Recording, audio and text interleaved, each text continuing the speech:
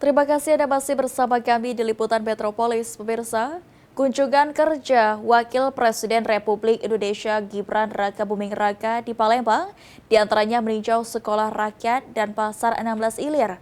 Momen ini dimanfaatkan Gubernur Sumatera Selatan untuk menyampaikan sejumlah aspirasi pembangunan seperti percepatan pembangunan Pelabuhan Tanjung Jara.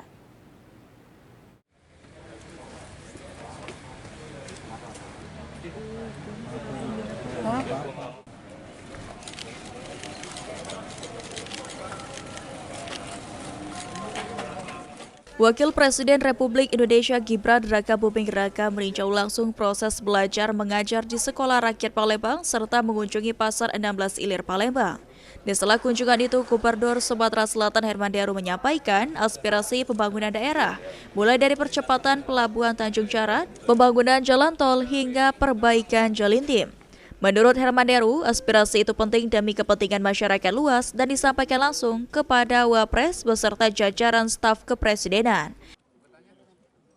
Tapi kita minta banyak pelabuhan Tanjung Jara, jalan tol cepat sudah, jalan lintas tengah bagus, Argo, Jagung, apa naik.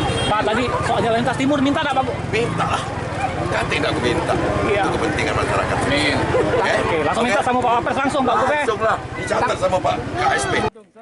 Hafid Zainul, PAL TV.